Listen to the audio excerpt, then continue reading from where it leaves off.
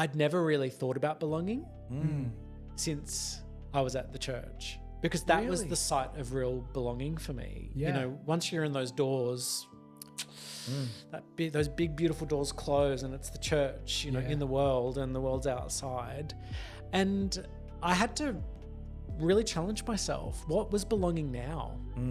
And what was safe connection now? Hey, so before we start this episode, Aboriginal and Torres Strait Islander people have been having dream time, story time telling, yarning circles on this land for thousands of years. Yeah. And we have so much to learn from that culture. And the land that we're recording our stories on is the land of the Wurundjeri and Woiwurrung people of the Kulin Nations. Yeah. But our listeners will be on various lands around the country and around the world of different First Nations people. Yeah. And so we just want to take a moment before we even go into the episode to pay our respects to elders past and present. Yeah. Yeah. And to acknowledge that it always was and always will be Aboriginal land. Queerfully made. Ooh yeah. Queerfully made.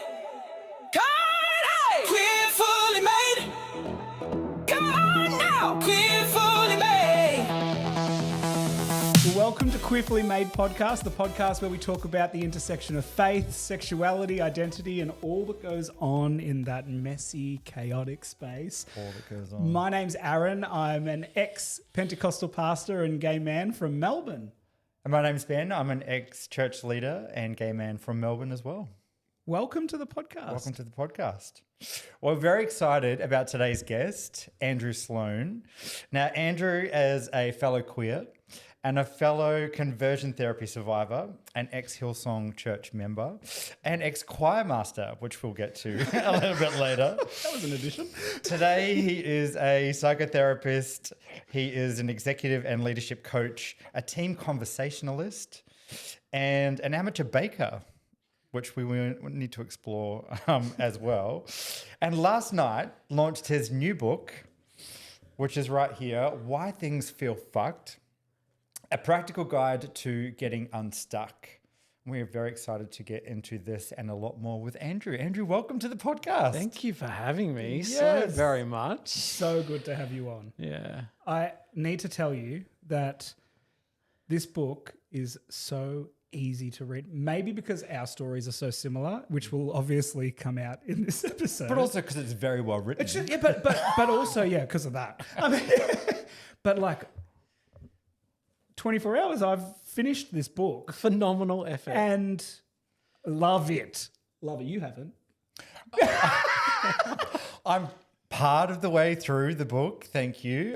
Don't need a gold star for But you never know how it's going to be after this conversation. never You're going to have a know. whole different experience. Because Ben. this is right. This is part of my strategy. I wanted to hear from the author first in real life and then digest the rest and of the book. other guests you've read the book where I haven't before This they've come is on. true. So like, look, Anyway. it's not a competition. It's not a competition. Because if it was, I'll probably lose as a whole. So, welcome. Thank you for having me so much. No, you're going to be doing a big tour, I'm sure, with all of this. And I know that you're about to go all around the country in your camper van. So I'm so excited that you've made time to be in the room with us. Yeah. Tell me, part of your story is ex-Hillsong, but all Pentecostals. Yeah, we could all break out into tongues at any moment. Or song. I haven't for a while. Like Aaron tends to do. I do. And it might come up today. But so you were part of the Hillsong worship staff. You were one of so I was a kids pastor at the time when you were in Hillsong's version of High Five. Yes. Now I know every single lyric to every song on that first album. Wow. You literally were taken out of ministry a few weeks before the recording Yeah.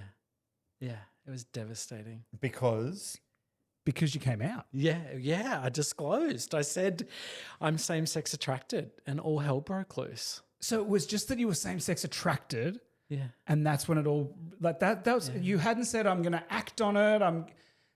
I'm same-sex attracted. Yank. They've pulled you out. Yeah, and I think at the time I had just recorded my first big album as well, and back in the day at Hillsong, getting on an album and being a backing vocalist. I mean, I had worked from when I was 13, when I walked into Hillsong Church for the first time, and I walked in by myself independently. Yeah. And exiting it at around 2021, just after recording an album, you know, with all the people you know and love. Yes. And then Not so much love anymore.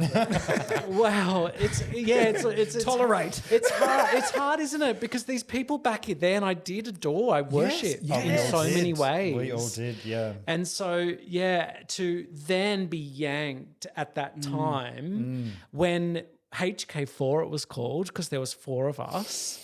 When Kids 4. HK4 was sort of just happening, and to be pulled out of that was absolutely devastating. Do you have a favourite song off the Jesus Is My Superhero album? Seriously, Aaron, my this Is this triggering? so you can see my nervous system like activating up, and I'm going to try to stay grounded.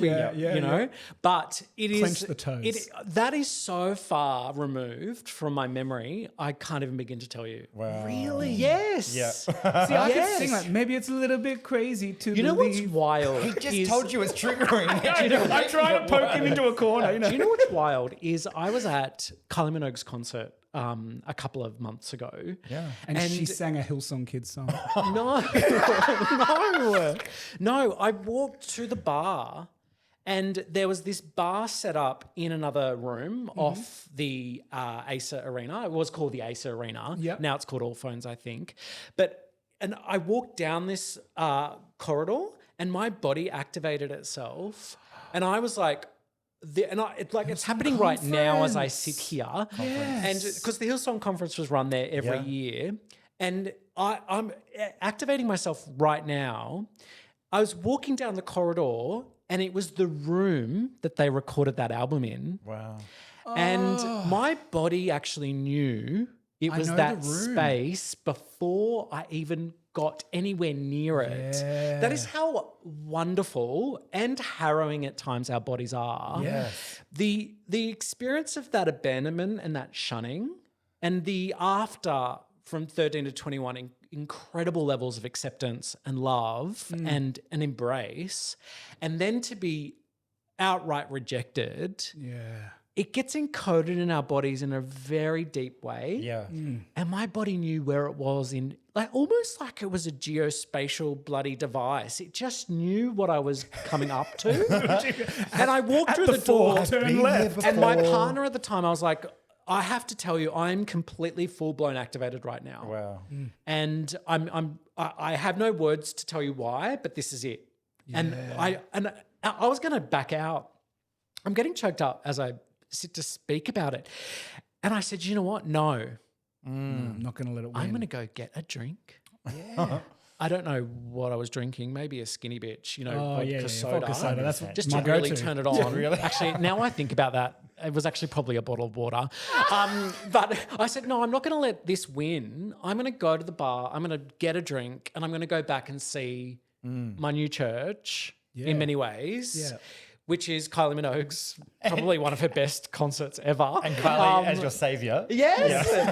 And that's what, that concert and concerts have become. Yes. In these spaces that are encoded with a lot of rejection, they're about embrace. And so I went back out and bloody partied. It was, Love that. yeah, it was amazing. Because in your book, you talk about that in terms of your body wasn't ready to process that until years later. Or was it your body? Did you say that your body actually reminded you, hang on, you've got stuff from back there? Well, I did all the therapy, right? I did all the therapy. I was a therapist. I'm a psychotherapist. I trained for many, many years. And then in about 5 years ago, Brian Houston sort of got kicked out of his own church. Yeah. That media report happened, and a whole new level of trauma unlocked in my body. And how long have you been out at this stage, out of the church at this stage? Well, this is years later. Yeah, I left the church in 2005. Wow. And so... not 20 years, almost. Yeah, almost 20 years. It's kind of 20 years now, right? Yeah. So it's like I did all the things. I did all the right things to heal myself. But what I realized when Brian got kicked out and it was in the media, it was kind of forced into my worldview again. Yeah. My body felt safe finally after all these years to unlock the distress it was truly holding. Right. Wow. And gratefully, I had clinical supervisors and therapists around. I had a really supportive partner, and I still do, even though we're separated. And I think it was the additional level of safety in my life that allowed me to really tap into what was distressing me. And I think that's just the power of our bodies. Like another level of the amazing nature of our nervous systems to keep us safe, to hold what we cannot process ourselves, that our bodies can hold that on our behalf is wonderful. And then we can actually heal ourselves from the inside out then. Because that From panic the attack... inside out, Lord, my soul I really apologize. cries out. It just... They're That's involuntary, that's and I these feel like therapeutic things that happen to me. It's my way of letting it out. You know, it's trauma. It's still it's trauma. the trauma inside you me. think it's healing, but I'm telling you, it's traumatic for the rest of us. Yes. Sorry. Yeah, There's so you can heal a small yourself. part of me that loves it. There's a small part of me that loves it. Yeah. Yes. Oh, that's good. I'm glad. Small part. So we can heal ourselves from the inside out. Sorry, I interrupted you. Yeah, I just think, you know, as I navigate my own experience, but I'm so grateful and honoured to navigate other people's experiences too. And I don't have a specialty. I don't just work with people from our backgrounds. Sure. But I certainly have got clients that have had similar histories than us. But a variety of human experiences get locked in our bodies. And we are actually not taught how that is encoded in us. We are not taught then what it looks like to truly heal from those parts of us that are really trying to keep us safe by holding on to it. We're not kind of clued in to the fact that genuine safe relationship is probably the best answer. Yeah. It's where we were harmed the most was unsafe relationships. And where we're healed is conversations like this one where we can really navigate it, feel activated, but safe at the same time in the right size, that we're not offline. Yeah. And then we get to heal. Then we get to really heal. So the unsafe relationships are what cause that and bring about this response in our bodies. But you went to church initially because unsafe relationships outside the church. You were being bullied, you were being called faggot and poof, and there was a lot of stuff going on. And you ran to the church at age 13. So it was a safe space for you. It was a safe space, and for so many of our listeners, I know, and for me, the church is a lifeline. But then at the same time, it's this landmine. Like, That is so true. tell us about that experience of 13-year-old you. Oh, 13-year-old me. I had just suffered, I think, 13 years of complete sort of... I can only go back to how it feels in my body to be 13 because I don't have great memories. No. I don't have great, clear ideas of what it was like. But what I do remember is the looks of puzzlement around me. You know, this queer little effeminate kid who the adults around them didn't understand. You know, it was kind of like that look of what the fuck is going on with this kid? Why are they like this? Yep. And it took me many years to kind of piece that together and understand it. This was like, I was born in 84, 85, 86, late 80s, early 90s. What was happening at that time? It was the AIDS epidemic. Yeah. The only thing that I can kind of hang my hat on, so to speak, is that it must have been subconscious, but deeply felt by people that this queer kid is a danger to himself and maybe a danger to us, you know? Yeah. And so, I can only make sense of it in this particular way.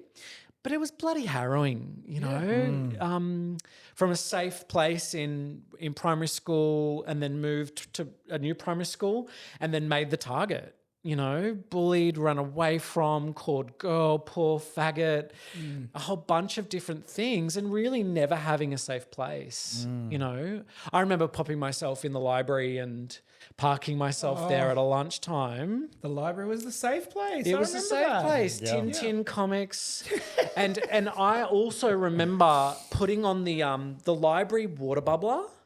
Oh, we didn't have the one of those. cold water coming out of that. It was a moment of reset.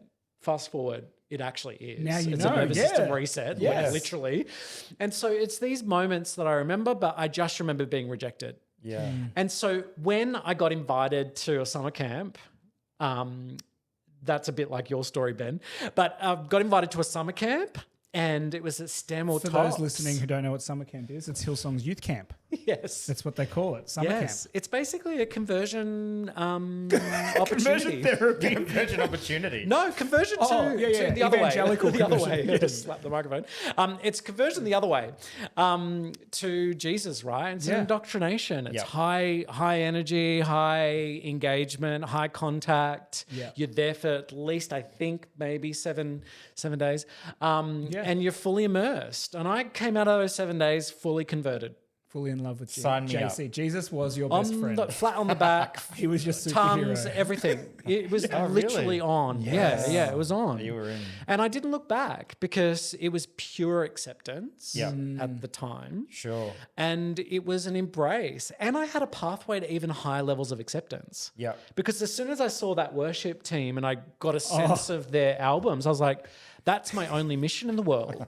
As a little gay, And I conquered it. musically talented person, of course. I conquered it and I got there. You did. You got there. It was just the same month that all of that turned around to Yeah. the direct opposite of connection and safety.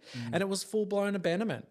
Yeah. But during that time, though, you found there was belonging, there was community. We've all experienced that. That's the other side of it that we talk about in terms of these are the wonderful things that you experience. You get embraced, you get accepted as you are because no one knows. And then no one knows that part of you. Yeah. But that's wonderful community, belonging. It's our Yes. chosen family in many ways. Yeah. But then you come to the point of, actually, I've got something else to tell you. And that's when it all changes. Yeah, and I think, for me, I look back at church and although it's marked with incredible amounts of trauma inside of my body, right? The more I heal myself from what my body has been holding, the more I notice parts of that story. Yes. And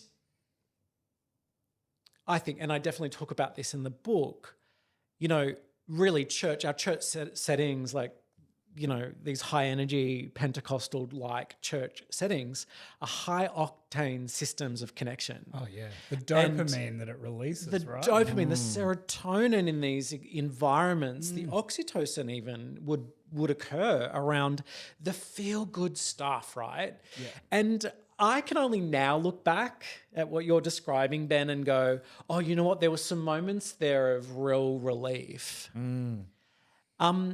The challenge is it's in the backdrop of the greatest pain of my life. Right. And these high acceptance, high rejection cultures, which we do know as cults, they're cult-like.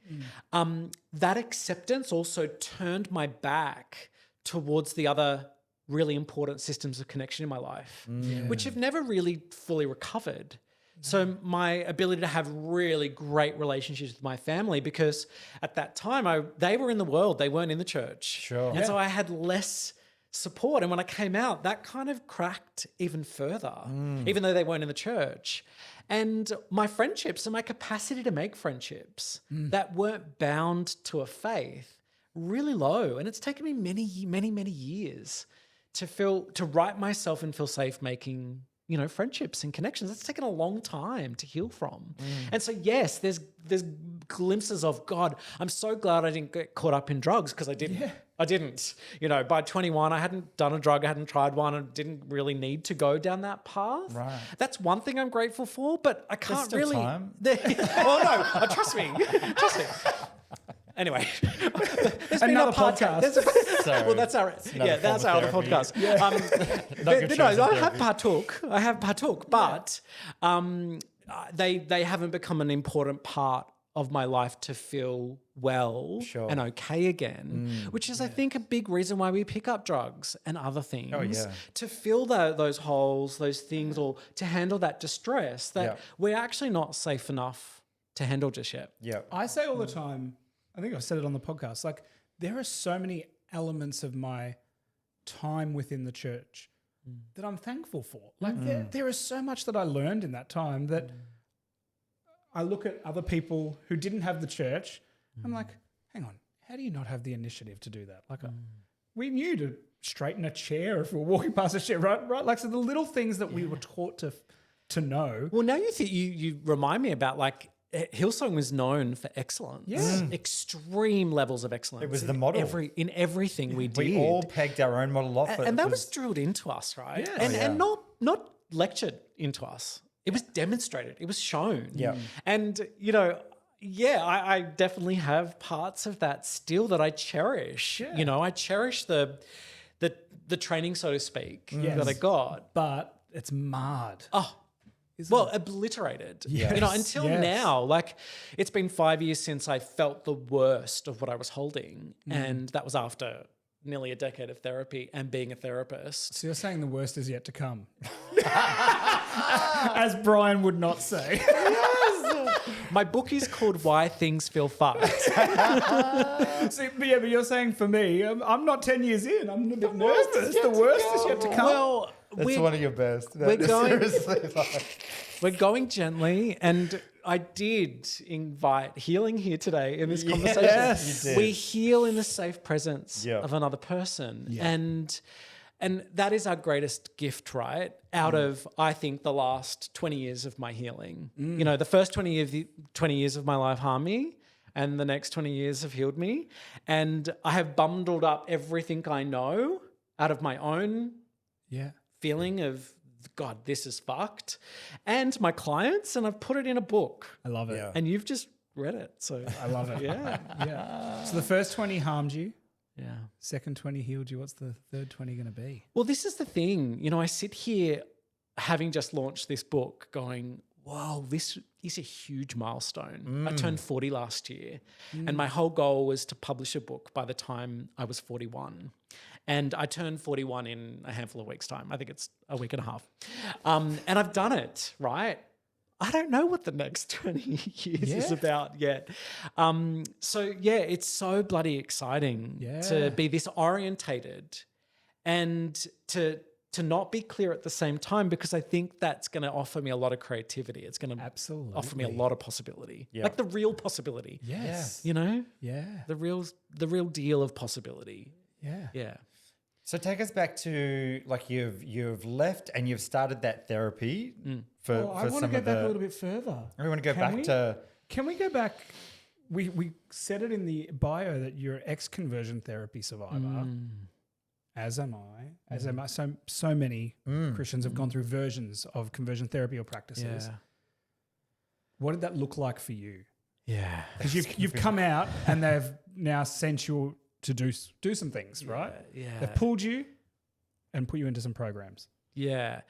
It was the first year really that we found out that they stopped sending people like me to camps, conversion therapy camps. Hillsong did.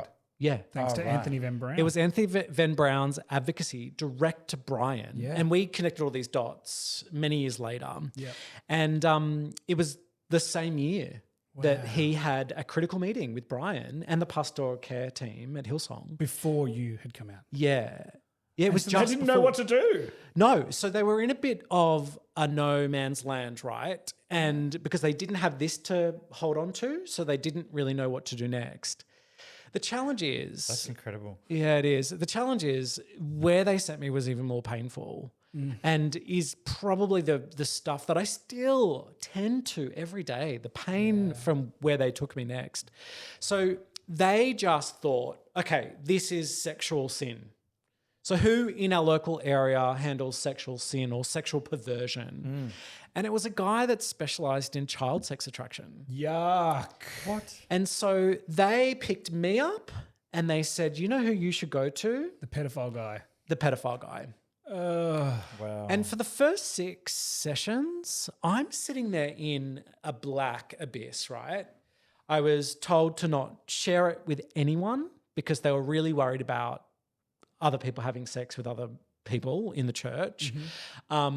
They wanted to secretize it. I was silenced.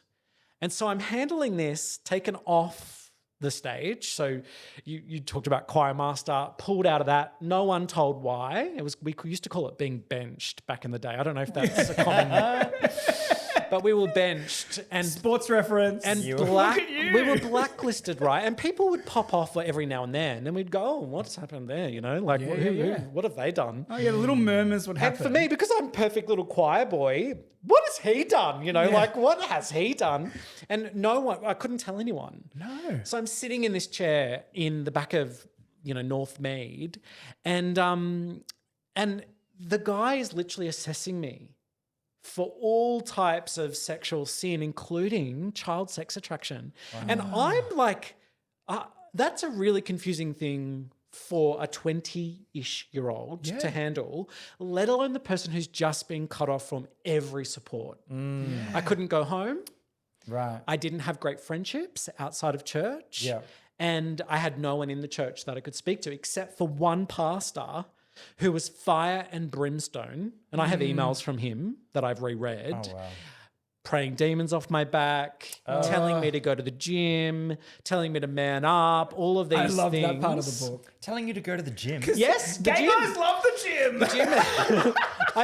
I know. Why would we go to the gym? Actually, that's such a good point. Yeah. When I read that, I was laughing, thinking, "Come on, there's gay gym bros." Like, Yeah, but he wouldn't have known. The Especially- pastor wouldn't have No, known that. no, No, he wouldn't. definitely Yeah. not. They don't If know only he anything. knew. I wonder if he knows now. A lot of gay sex happens in the gym showers. gym showers, a lot. I don't think Does they it? know anything, and Oh, that's why they stop it. respond the way they do, right? They just don't have no They understanding. have no No idea. understanding. No. And so literally that, and I don't think I really understood what that cost me until I was I've got a number of nephews and nieces. I was holding my first nephew and I was like, nah. Gee, I'm strong. I was like, no. No, this is not. This is pure love. This is not what they expected me to be. Yes. And it took so many years to really distance myself from that. I don't even know what to describe it because, like, what word do you give that sort of connection, between our same-sex attraction and something else, which is so evil. It's just labeling it so wrong. Was trauma Yeah. is what it is, what it's resulted in. But that connection, it's fucked up. That's why. Talking about why things feel fucked, that is fucked. This is the first time in this book, Why Things Feel Fucked, that I've actually put my own story out. Yeah, right. And so this is actually one of the first conversations where my story comes with how do we get out of this mess? Yeah. And it's the right time to do it in my life, to do the connective tissue. Yeah. I've talked about my story, but always anonymously. Yes. And this book is the Why Things Feel Fucked for us. And it's got everyone else's story in it as well. Sure. But it has the thread of my very particular version of why things felt fucked for me and how I got out of it, how I moved myself on. Yeah. Why did you say yes? Like for me, I was born and raised in the church, Christian, parents, everything was the church for our family. So I look back on me going forward for prayer and me chasing things, me saying yes to the senior pastor and going to prayer ministry and succumbing to these conversion practices as obedience because I knew no other way. Why did you say yes? Was it this obedience because you wanted that world to remain? Like, where did that come from, do you think? Do you mean said yes to going to see this person and this sex offender and then going 6 times? Yeah. No, I went more than that. Oh, wow. It was in the first 6 times. It was the first 6 sessions. And then, and then everything changed after the first 6 because he let up and he actually ended up counselling me out of the church. The guy that created the most pain was actually one of the most healing relationships that I had. Wow. And I went back as an adult to him And I sat in front of him because I wanted him to see me. And he had no idea why I was there. I think he thought I was going to make a complaint. But I just know. I said, I'm here so you could see me. Yeah. I'm doing really well. Wow. So why did I go to him? I went to him because I had no other choice. Yeah, no, you felt like you had to do it. Well, where else do you go? Yeah. You're shamed, you're secreted, you're silenced. Yeah. I have no one outside of church. The only voice that I have inside of church is go to the gym, which I knew wasn't right, which I knew wasn't going to work, for this passionate response to naked men. It wasn't going to go at that. I've tried other ways, Yes. And so, I had no other choice. Yeah. And I, in many ways, wanted to keep the supply going. Yeah. I wanted to keep being special in the eyes of the church Right. going because I knew the world wasn't going to accept me fully anyway. I didn't have any clues to a queer community, a gay community, because you remember this, that internalized homophobia, made me nauseous in the presence of gay people, Yes. Yeah. and so there was no rainbow flag that I was going to run towards here and head towards. So I had no other choice. Yeah.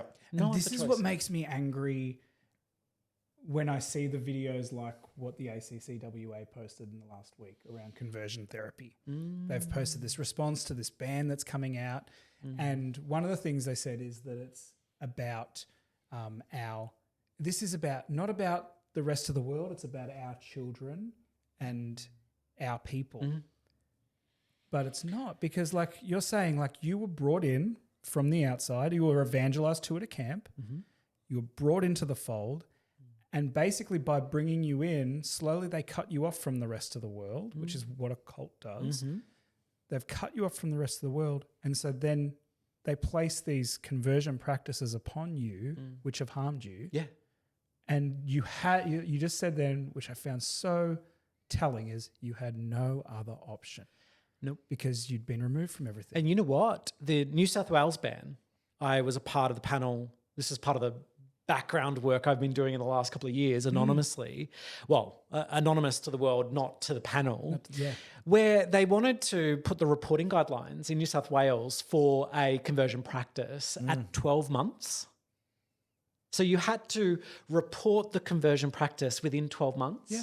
Now, if you're plotting the years here, I had no idea, how this has really truly affected me for nearly a decade after the experience. And so that was 2015 was a decade. Yeah.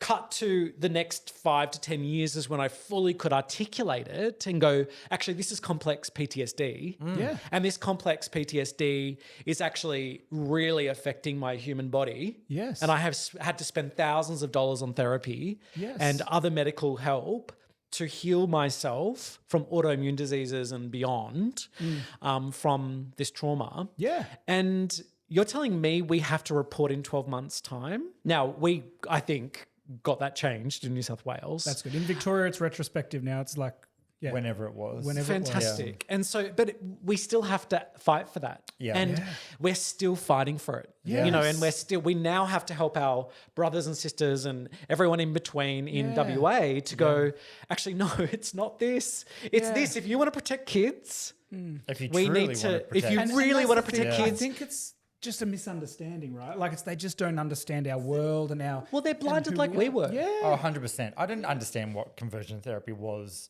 While until I I was came in it. out of the church and then got introduced to what the label was. And I was like, what's that? Yeah, but I remember sitting down and going, I don't think I count.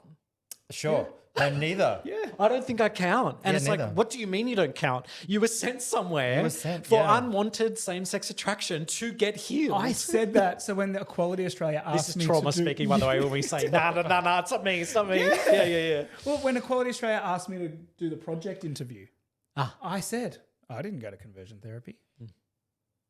Like, I'm not going to be a poster child for this. Isn't it so great that we still have parts of us that want to limit the pain and the distress, by saying, nah, it's not that Just bad. because I didn't go to the camp. Yeah, it's not Or that I wasn't put in a bad. facility. Yeah. Yes. It's all still In many ways, harmful. it was worse because we didn't have people was around us. more coercive. I didn't have anyone around us. No. I was alone. Yeah. Literally alone. I would walk out of that room and go home alone with this secret. And that is not where we heal. Yeah. Now you can ask your question. Derailed us for at least 5 minutes. No, it was good. It was. But we needed to go there, I felt. It did. Well, yeah, and it was going to be part of my question in terms of the healing that starts to come afterwards, because there's so much wrapped up in it, right? There's the conversion therapy part. There's the I'm now out of this community and safe space that has been not just a part of my life, but a big chunk of my life. And for formative years, like in your teenage years, and you weren't just going, you were in leadership, you were in leadership positions, you're on worship team, like all of that. How do you then what does leaving look like? And then how did you discover, oh gosh, I actually need some healing in this space? Does this story sound familiar to you? I fell in love with a girl. No, that doesn't sound familiar to me. He got married. Well, not after you came out though. Yes, I fell in love with who is now my best friend in the entire world. Why does it always happen that way? Why are we all still good friends with the... Well, because they love us and we love them. Yeah.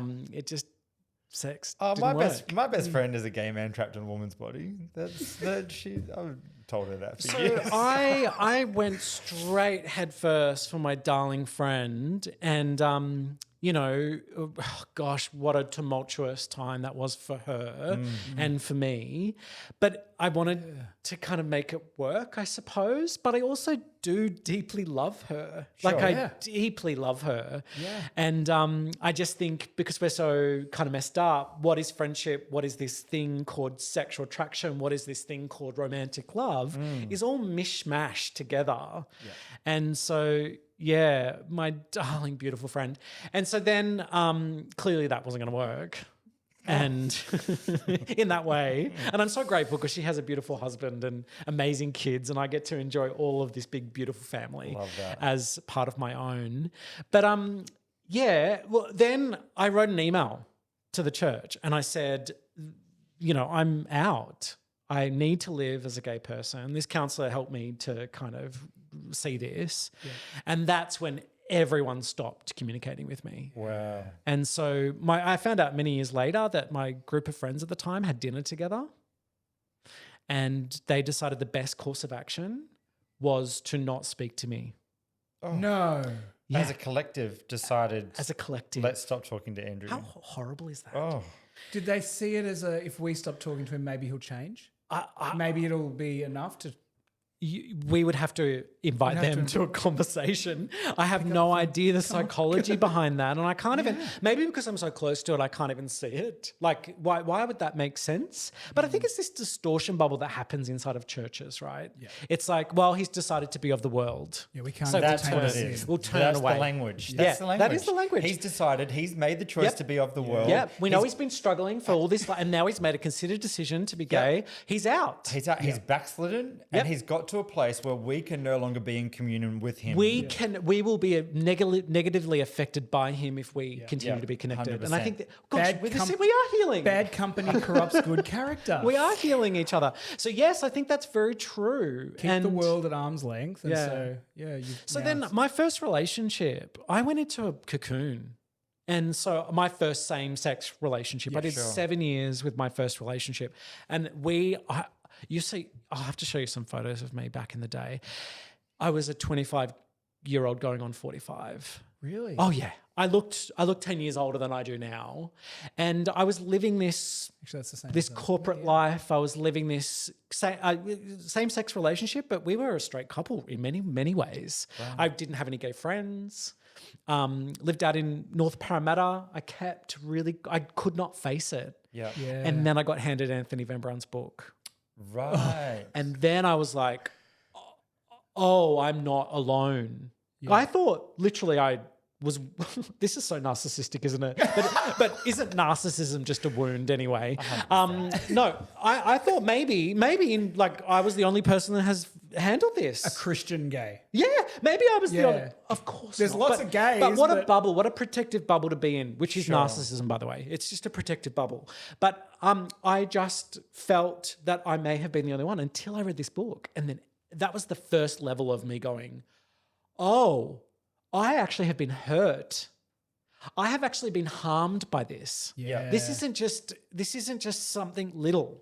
You were This is given something really Anthony's big. book at the right time. Yeah, But just before that, though, you were in no man's land, Mm. and we've talked about this before in terms of I'm now out of the church community, but I'm not fully in the LGBTQ plus community, right? I'm in this, and I obviously can't go back, but I struggle to go forwards into this new community that I'm kind of a part of because I have a I've got the boyfriend. license. You know, and I'm out, and I've told people that I'm out. But there's this, isn't there that no man's land of like, what do I do now? Where do I? I am so moved by you saying that. I've never seen it in that way. I'm so moved. Like seriously, We are I've healing. never. That's where we were. I've never seen it that way, and Yeah. it is a complete. It's a dark zone, isn't it, in our lives? is. And because you don't have a hand on anything. Yeah. And what I was grappling for was to be seen and accepted and normal by at least my family. Yeah. And so I was on a mission to prove to them and the people around me that I was okay.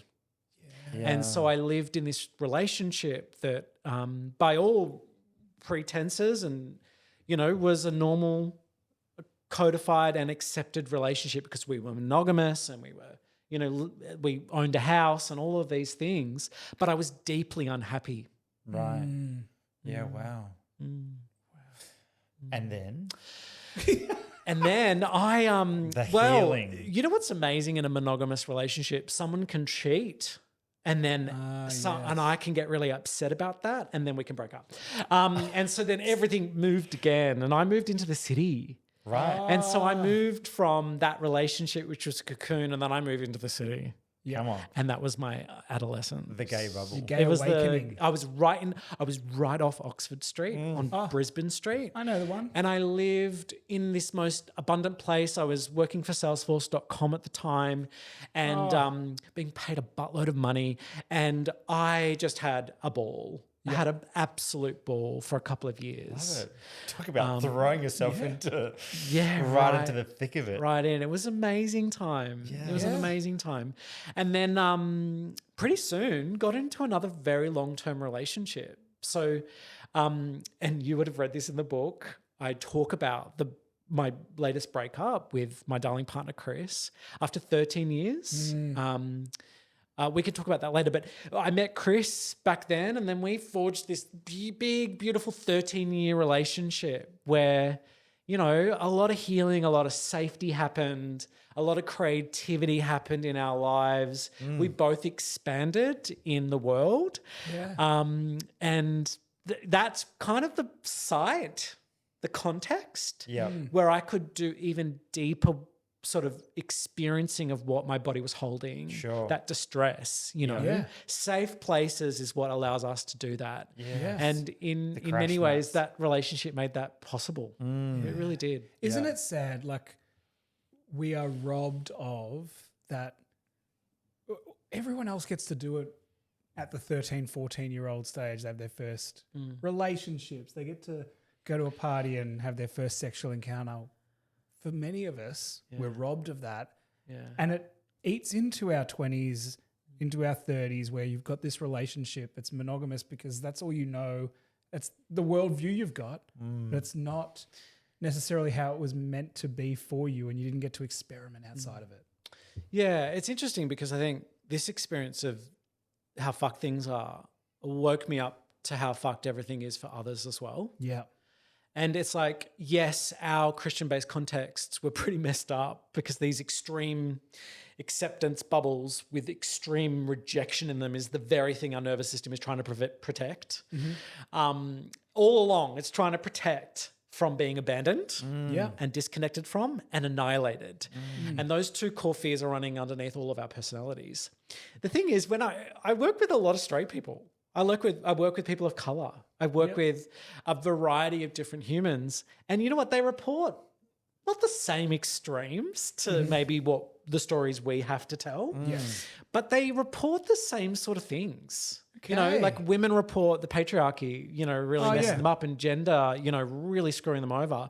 I think about the world of like work and what it's expecting of us is pretty fucking broken. Isn't it? All of the systems that have kind of surrounded us are not fit for human consumption in so many ways. Yeah. And so when I look at our peak experiences, the one thing I'm grateful for is that I've been handed an experience. It was pretty messed up. I get it. Yeah. But it's helping me sort of decode for everyone who's probably doesn't have something to put their finger on directly and go, why does this not feel safe? Why do I not feel great about sex? Or why do I not feel good about my early experiences? And I've been able to go, well, I think it's because a lot of stuff is broken. Yes. And religion and all of those things is a big broken part of our world right now. Yep. But there's a political broken system. There are broken systems of gender and identity. There's broken systems of work, and they're all hammering us right now. Yeah. And so it's an interesting thing to sit here. It's like, yeah, this peak experience helps me to decode this. I'm so fucking grateful Yeah. that I have been fucked up just enough, but not too much. Yeah. To be and to have enough privilege. Because I think being white and male-bodied has really given me a lot of privilege to be able to decode this. But far out, we've got to help our Indigenous communities. We've got to help our trans communities because those two communities specifically are on the front lines of how harmful these systems are. Absolutely. Yeah. And I don't know what you asked, but that all sounded bloody amazing, and I think it's important we've said it. Yeah. I think that was really good. Can I just ask with Chris and maybe even your partner before Chris, like what was it like talking to them about your experience? Like did they have, I'm assuming, no Christian context, no church context. So you're trying to explain. Well, the what first your- relationship, I didn't explain at all. Oh, right, okay. Because I didn't even know how to. Yeah. You know, I didn't even know how to contextualize it. Yeah. My second relationship, you know, Chris really tried to understand, but they don't really fully get it. Yeah, No, that's no. right. Because But how just are the you same as we supposed to- can't get their trauma. No, So sure. anyways, Yeah, right? yeah, absolutely. And we seek to understand. But yeah, it's a really hard thing, I think, for people to wrap their heads and hearts around. And then what do you do? Like, how do you support someone? We're not taught. Really, we're not We taught aren't. Yeah. how to hold someone in distress and not have to solve it and just be present with them. And that's really hard for people, I think, when you're talking about really fucked up things like what we all faced, because it is really clearly harmful. It's really clearly a very painful experience. So it's really hard to do that. But, you know, even in this conversation, Ben, I'm beginning to find new ways of articulating it with the two of you. And I think that is really clear to me is that we don't fully understand and contextualize these experiences without these types of conversations and You know, connections. just- Why they're so important. We should have done an episode where one of us was the patient and like it was just really open psychotherapy. well, we know who the patient's going to be. You were just as fucked up. Excuse me. That could be a bonus episode one day, I reckon. Get back. Because I think that'd be really interesting to see for someone to see what that's like. But we're talking about the book a lot, why things feel fucked. There's this premise in the book that I really love, like the labels of knowing when you're in the yellow zone, red zone, blue zone. Can you tell us what these zones are? Tell us a little bit about those zones. You know, and I think this is going to be a really great conversation because we need to talk about religion in the context of a zone called the green zone. Yes. But as I was navigating my own therapeutic journey and as I was learning more about therapy, I started to learn about the nervous system. And the nervous system I've come to know it as the ancient circuits inside of our bodies. The stuff that was there before all of these systems were hammering us. And it's the small hunter-gathering groups that we grew up in, we evolved our biology in, that we need to kind of understand, to figure out what is the base operating system on all of this complexity. And so all of the maps for this were pretty they kind of put you in 3 categories. And I was like, actually, I think there's more life here. There's way more choices. There's way more experiences. And so I went about and built my own. Yeah. Because I didn't like the ones. Well, and you've got that the were built. training and the history You've to do it, evolved.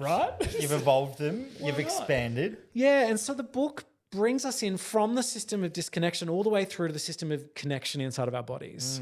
And these zones that you've unpacked and explored in the book are all the different zones our bodies go to in different states. And typically we're living our lives in very activated zones of our nervous systems because we are sort of centered on fear. And fear is saturating and drenching our experiences of the world and dominating us. And, you know, at the end of the day, there is this zone called the green zone. And it evolved when we felt safe. And it was the part of our nervous system when we were across the fire and we weren't having to combat a threat. We weren't having to worry about food. We were connected and safe. And this zone is actually activated by the vision of your face, me hearing your tone of voice, and it is all of the connective tissue of the human experience. And it's this green zone that we didn't know was a part of our nervous system, and it was actually a part of the bits of our nervous system that help us to rest and digest. Right. And it's all activated by the vagus nerve, which is from the right-hand hemisphere all the way down into our body, throughout the hole in our diaphragm, into our guts. And it's this zone that is curiosity, it's calm, connected, grounded, it's spaciousness, it's our safe connection with each other. And in so many ways, it's the part of us that was being hacked into by religious services. And, you know, those moments where the high energy of the yellow zone, the activated zone, the accelerator pedal of those first fast few songs. And then you got into the real chill songs, you know, in the service. That's the green zone. All of that stuff about Holy Spirit, all of that stuff about expanded universal energy is actually the green zone of our nervous system. It's the ventral vagal state. Wow. It's a neurological state. And we don't need religion to activate that. Yeah. We're doing it now. This was amazing therapy for me as I read this. We're doing it now. Yeah. And the reason why I think the world is so messed up at the moment is because we have less and less room. Fucked up. Yeah, I know. I'm censoring my own book. Brand. I'm censoring my own book. The reason why we're so fucked up right now is because we have less and less moments of the green. Yeah, And when you have a great human connection, or when you go, gosh, that was good, it's probably because you had green with green. Yeah. And we get to mix actually green zone with any other zone, and we get to create, you know, assertiveness, anger, healthy anger. We get to have great sex in the green and the red zone. The green and the yellow zone is about momentum and energy. And then maybe something we've done today, and maybe we'll do more of it, I don't know. But the green and the blue zone is grief, recovery, restoration. It is the moments of sadness. It's like that the we altar need. call. Yeah, well, almost. Almost. I find it funny. So I remember going to a pastors leaders conference where they talked about the neuroscience behind a service and how to structure a service. This was back when I was church planting. Really? Yeah, and so that's even so in terms of what decibels you should have the sound system set to. Oh, yeah. When you enter a certain song, what light colors you would never use green lights. In worship or praise, even in the fast songs, they would say steer away from green, which was phenomenal. But in the slow stuff, it was always blues, purples, pinks. Pinks, yeah, because right. there was something about that would bring out the emotion in people. And so they've hacked that. You're right. You used that word hacked. They hacked that and manipulated it. That makes me feel sick. Yeah, to get us into this green Because we zone know- so we could be, what is it, molded and like clay Yeah. at the potter's hand. Well, because we know, oh God. Because we know that social media executives have had similar conversations, right? 100%. About our activation and our connection, Yes. and to hack into that and to really distort that relationship. Yeah. Oh, but that makes me feel a bit nauseous. animators, like you look at when we were kids, Clifford the Big Red Dog. You watch an episode of that, very slow. Tintin, it was very slow, right? You now look at Paw Patrol. It's like they've hacked the coding, but it's ruining us. Yeah, it is. It's fucking us up. It's reducing our access to calm, connected, grounded, and safe. Yeah. And look, fast forward in the book, it's how do we find more of that in our bodies first? Yeah. How do we restore our system of connection? And then how do we go and do that with each other? Yes. And how do we create more belonging and connection, human to human? As the bots come, yeah. as AI takes over and takes up, there is a hopeful view here that we have a bit more time to do this, have conversation and connection. Yeah. And that is the antidote. Yeah. Connection. Wow. Connection. And Yeah, well, it's come up for me, I think, with some of the work that I'm doing now, like with people in workplaces. The two big things I talk about: connection and clarity. Those are two things that are lacking that we need to drive more of. And the connection piece, especially, because you can be in the same room as someone but still feel disconnected. Yeah. Right? Still feel isolated. Still feel alone. Still have that loneliness, even though you're surrounded by 20 other co-workers. So what I'm doing with leaders at the moment, so I have a private practice that sits here, but I also work with senior leaders in their teams. I've got 3 words, and they're actually similar to yours. But the first one I lead with is care. And the reason why I lead with care is because we often do clarity really well, or we do challenge really well. Sure. High challenge cultures, we've seen a lot of those. Yeah. We've seen high challenge cultures without a lot of clarity. Why haven't you done it? Micromanagement comes in, but we don't have a lot of clarity. So how do we get clarity? But what anchors all of that is deep care for the human in front of you. Sure. Yeah. And this is the green zone in action. It's the ability to create compassion inside of the experience. So I am kind of talking about clarity, care, and challenge in equal measure. Right. An abundance of all 3. Then how do we move forward? Now, we could do the same 3, right, in any human relationship, and we're headed in a right direction because it's centering that green zone of safe connection with another person. Yeah. Care is just another way of saying I have empathy. Yep. I'm open enough to listen, and I'm curious, and I am safe. I'm a safe person for this person to be with. Yeah. I don't regulate them. I don't activate them. This is what I'm trying to get my leaders to do. Yeah.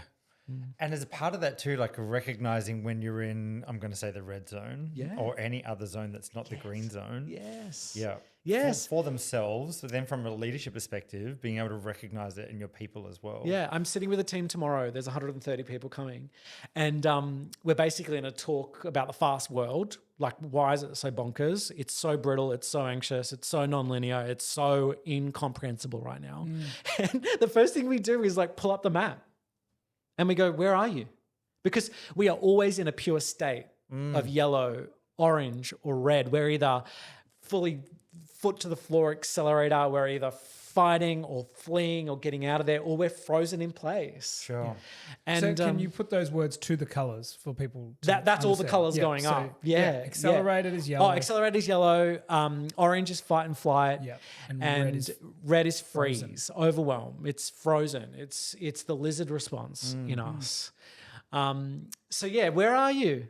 I asked the team tomorrow, I'm like, where do you spend most of your day? And I know what they're going to say. I spend 90% of my day above the yellow zone and I'm really struggling. I'm really burning out. Yeah. And then what we tend to do is we then crash into the blue zone, which is the last zone on the map. It's the least amount of energy in our nervous system. It skips the green zone and we dive into the blue zone and we actually get sick. Right. This is when we pick up the bug. This is when we're out of action for weeks on end. Yeah.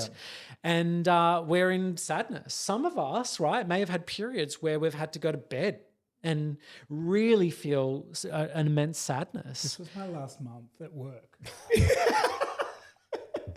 It is. And so, as you read in the book, how do we get at least a pinky finger on the green zone, at least to start with. Yeah. Before we can grab onto it and have a hand on any other zone, and then we have a hand on the green zone, we actually have a more spacious life. We have a way more safe life, but we're also better connected, and we're actually, I hate to use the word, thriving. We might head towards thriving. And of course, we're not always there. Sure. It's not about perfect. It's about more orientated. It's about more connected. It's being a bit more open. Are there spiritual practices that you use now that get you into the green zone? Well, that are part of your green zone? But this is what's fascinating to me is that, I don't need anything magic To get there. to be in the magic of my nervous system. Sure. Oh my gosh, that sounds so funny. But it's so a quotable true. quote. It's like, it's magic enough that I'm in a body peering out of these two eyeballs for me. That is just like what is that chemical magic that's happening inside of your and my bodies? All of these fluids, this electricity is flowing through our bodies. Why isn't that magic enough? First of all. Yeah. Second of all, it is a physical thing. The green zone is physical. It's what we're doing, looking in each other's eyes, hearing our tone of voice. It's our breath. It's our groundedness. That is all we truly need. And there's a couple of practices, right, that we can biohack ourselves and get us more green when we don't have this, safe relationship. But off the back of that is a really curious thing. I often call the green zone, especially with clients that have a faith background, and I have clients that have a faith background. Of course. And I say, the green zone could be known as the God nerve. And what if it was? Yeah. What if that spacious, curious, open, safe place with each other was our portal to the infinite mystery of why the hell we're on this planet? Yeah. And so what if that was? And we dance with that, right? Yeah. We don't shut that down. We explore it. And for me, metaphysics, a whole bunch of different things inform my current belief system. I am in the great mystery of humankind and the universe. But I don't need to make it more magical than just me. Sure. I am enough. Yeah. This infinite space is enough for me. But it does, I play, I dance, I have fun with different ideas. But my religious trauma never allows me to hold it too tightly. Yeah. And is always thinking about, what could be another level of openness about this? Oh, yeah. Yeah. So You talk a little bit in the book about that what was the word you used? co-regulation. Co-regulation and stuff like that. One of the things I've noticed in my relationship, and I see it all the time in me, is the rejection I faced in church when I came out and from that community and that world now has me constantly. You said in the book you were prone to people pleasing. You became a people pleaser, which I was like, oh, yes, that's me. I constantly just want to make everyone happy, and I'm scared someone might be offended by something I've said or done. But in a romantic relationship, it turns up to infinity, that volume of stress and panic. Anytime we have a little argument, and arguments are healthy. They're a normal part of every relationship, right? I know this. Anytime there's a little argument, inside, I'm like, he hates me. Oh, he hates me. And I need to fix it. I need to fix it. I need to. Are you okay? Are you okay? And I'm constantly checking in, and I do it less and less now. But as I was reading your book, I'm like, oh, I'm so fucked up. This rejection thing really fucked me up, and that co-regulation. My partner is so good at it. He picks it now, and he'll say, "Stop! Don't go there." Hey, I'm just frustrated because you're so ADHD right now that you started 3 different things and didn't finish one of them. I'm frustrated by that. It doesn't mean I hate you. Just don't go there. And he'll put his arms around me and hug me and remind me. And it's the first time I felt safe again. And it's just this was therapeutic as I read that. We were harmed in the presence of another, and we are healed in the presence of another. And so you're describing I wrote that as a quote I was going to say. It's in quotation marks right here. You are healing. You are healing in the presence of your partner. And this is the truth, right? When we co-regulate, we have this thing called neuroception inside of our bodies. We're constantly scanning each other for threat. And that's the first priority inside of your system, is to scan for threat. And we're doing that, I think, like at a ridiculous amount per millisecond. You know, we're scanning. We're scanning behind us and around us in our physical environments too for physical threats, but we're actually scanning for emotional threats. And we do this even without religious trauma. Oh, yeah. And so this neuroception, actually, where you're on the nervous system map, it predicts where I'm going to be on the nervous system map. And that is from this capacity inside of us to automatically sync up. And it's what breaks relationships. And if we can't find calm regulation with each other, relationships will end, or we'll go into the red zone and numb ourselves out and disassociate and freeze. And I think, you know, we may have relationships around us that are kind of in that state. But we sync up, and we also sync up helpfully in the green zone together as well. Yeah. And that is where we truly can heal. That is where we truly connect. And that's where I think we can change the world one person at a time. Now, this is where I sound a little bit evangelistic, but guess what? It doesn't come with rejection. It only comes with possibility and openness and choice. You know, what are the myriad of choices in front of us to make? So this is the beauty of, I think, us having a conversation about the neuroscience of this. It's like, no, that's at the heart of all these experiences. Yes. Because it's actually the disconnection we created from being abandoned in the red zone that we couldn't get a good handle on the green zone. Yeah. And progressively what you'll notice in your histories is, oh, yeah, I made a shift there back towards myself. Oh, I made a shift back to safe relationship here. And it probably happened for me. It happened over 20 years, right? To when I could really properly hold my distress. And I still have my distress. My healing is not about getting rid of that. It's about holding it better. And tending to it. And allowing it to be an ongoing process. Yeah. Do you know what I mean? Like and I don't want to use the word journey. Yeah. I know, it's so hard to. It is the ongoing process. And I think like little things have come up for me over the years where, you know, the work that I was doing where the word charismatic came up. And that was my thought process and attitude towards the word charismatic because of the link to the church. I was like, hang on a second. And I had to check in and go, I need to redefine. I need to look into what is the actual definition of that word outside of a church context, and how do I connect better with its actual meaning? Because I'm actually a real charismatic person when I explored it more. So that was like a little mini healing journey. Other real like deeper stuff where, you know, oceans has come up as part of doing a breathwork session, and didn't realize that there was some church trauma that I had to heal from there. So there's just different, it's going to come up at different times. But that's it. That's so fascinating, because I think when I started to write the chapter on belonging, I'd never really thought about belonging since I was at the church, because that was the site of real belonging for me. You know, once you're in those doors, those big beautiful doors close, and it's the church, you know, in the world, and the world's outside.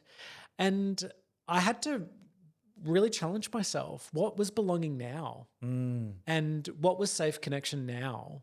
You know, and I wrote at the start of the chapter, I'm like, I've written this chapter for me because I needed to hear these lessons about belonging. And in many ways, it's a bit of a manifesto, the last chapter, on how do we take the internal system of connection and build it in the world.